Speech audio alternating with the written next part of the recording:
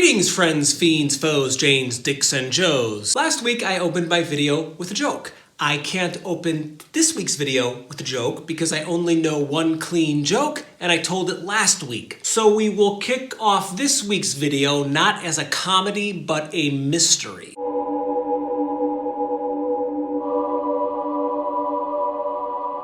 Most mysteries have as their motor a question, and the question is whodunit.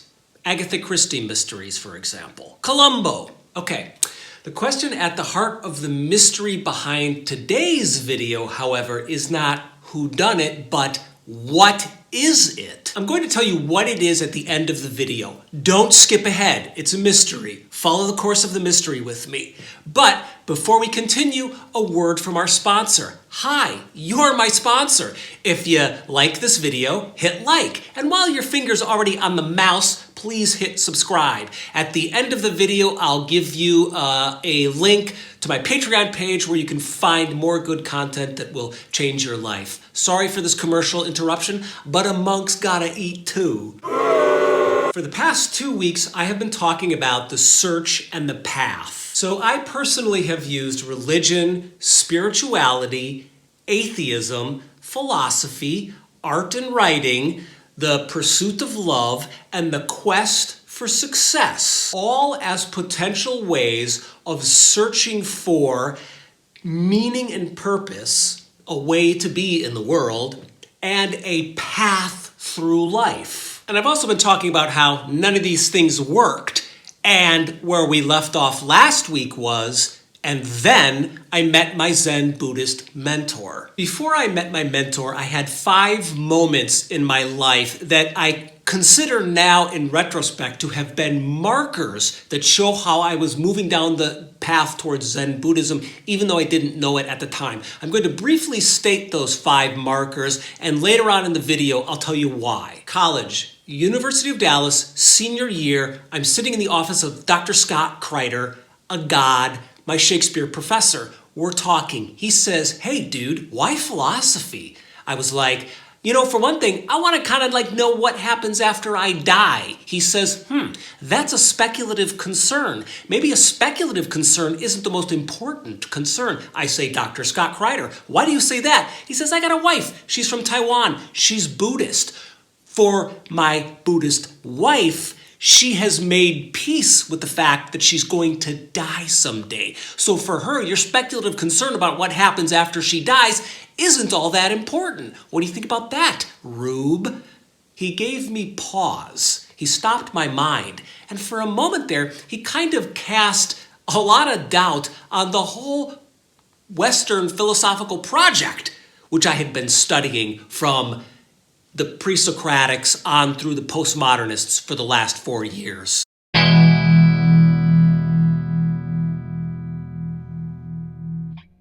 I became totally entranced by Joseph Campbell's description of Buddhism. Out of all the traditions, histories, stories, and cultures that he was covering, Buddhism, and especially Zen Buddhism, seemed to be the clearest, the cleanest, and the one tradition or spiritual path that spoke clearest to me. I Google Buddhism in Los Angeles. I find something called the Diamond Way Sangha. I show up at a woman's apartment. There's a few people there.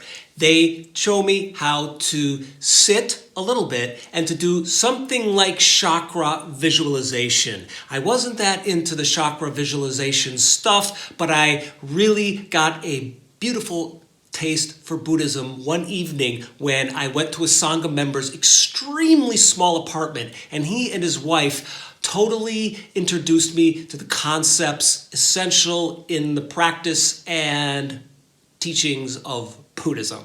Number 4, I found a Shambhala group in Los Angeles. There were 2 guys that taught a beginning Buddhism class there, and they were great. They were funny and open. The 2 of them working together basically gave me an introduction to the principles of Buddhism and how to really put those principles into action in my everyday, daily life.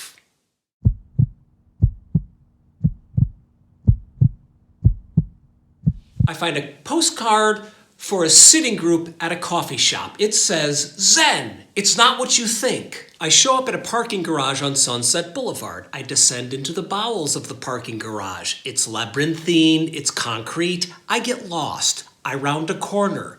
There he is. Door open, sitting in a room.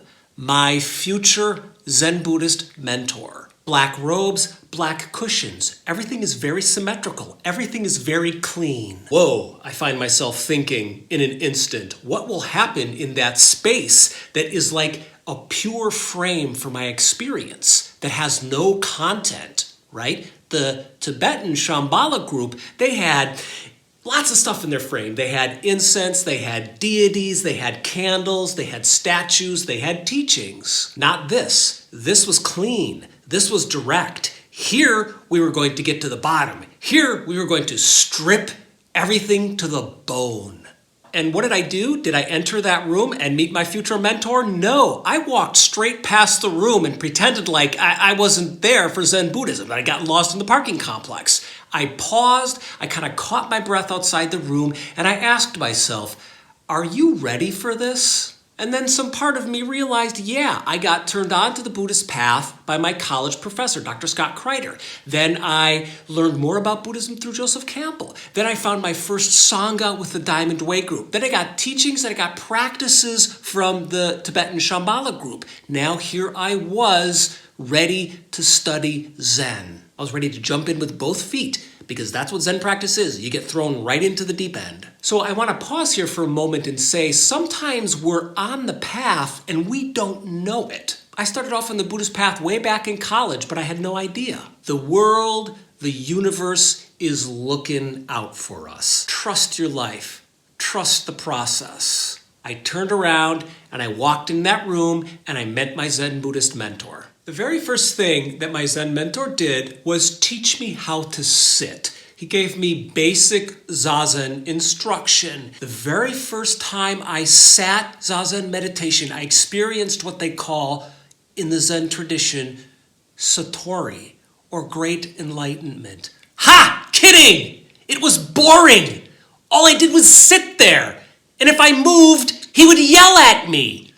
It was horrible, lame, silly. I hated it! I figured this zazen sitting meditation thing was a cute little practice I could do down the road after I had answered my big questions about how I should be in the world and what was my path through life. Questions first, practice later. That was my unexamined, unconscious motto.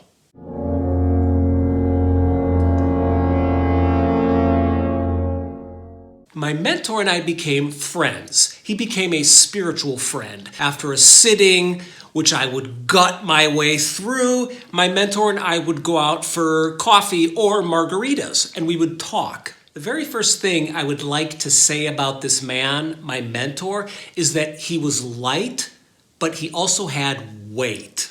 So he was funny, ironic, sarcastic, and at every turn, he was willing and able to make a fool out of himself, in a good way. He didn't take himself seriously. But his thinking was deep and clear, and his character was solid but not rigid, and he had a strong, open heart. It seemed to me that his thinking, his character, and his heart were led or informed by personal experience and some universal principles. He was kind of like my first introduction in life to what I would consider to be a wise person. The good news is, in order for wisdom to appear in your life, some part of you already has to be ripening or waking up to its own wisdom. There's the old cliched saying, when the student is ready, the master or the mentor appears. So my mentor was someone who had earned his weight. When he was an adolescent, his father got cancer. His father struggled, I'm sorry I have to say it, miserably for several years with cancer. And when my mentor was 14, his father died. Several years down the road, his older brother died of AIDS. Several years after that, his older brother died of suicide. So his father, his older brother, and his other older brother are all dead. And at this point, my mentor's just in his early 20s. Gravitas, the man had it. Life had put him through the ringer. So during these early days in our relationship, my mentor and I would talk about life. And I often got the impression, which kind of annoyed me, that he wasn't taking me seriously. I would tell him my troubles, I would bare my soul, and he'd kind of just shrug. "You're living the life of Riley," he would say. "You're young, you're single, you're healthy, you're living in Hollywood, you've got a roof over your head, you've got food in your belly. What's the problem?" This became a bit of a refrain with him. Yeah, what's the problem? What's the problem? Remember my question at the beginning of the video? The question behind the mystery at the heart of this video? It's not a whodunit, it's a what is it? It is the problem. What's the problem? Well, I told him in so many words, I'm looking for a way to be in the world. I'm looking for a path through life. And then he asked me why. And I said, isn't it obvious and self-evident why? And he said, is it? And now, this was after several weeks, maybe months of intense back and forths with him, now I had to sit back and I had to contemplate this question of his. I wanted to know how to be in the world. I wanted a path through life. But the question was, why? Why? Well, because I need them for a meaningful, non-lame existence. Why? Is your existence lame now? Is it meaningless now? Well, kind of. Okay, but why is that a problem? What do you mean? Why is that a problem? Tell me why. Because it hurts. Ah, okay.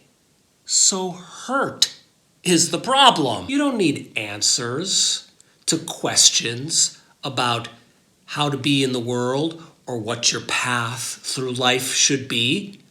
You need to deal with the hurt.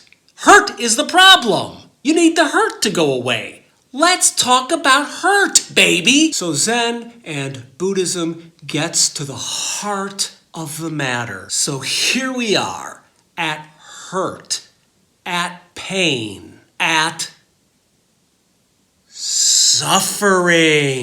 That's the first noble truth in Buddhism. Suffering. It's the answer to the question of what is the mystery at the heart of today's video. What's the problem? Suffering. The word in Buddhism is dukkha. Life is shot through with an unsatisfactory quality. Life is informed to a point of crisis by suffering. Life hurts, baby.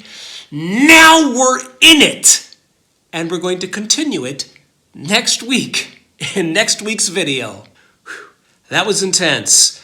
Don't forget to hit like and subscribe.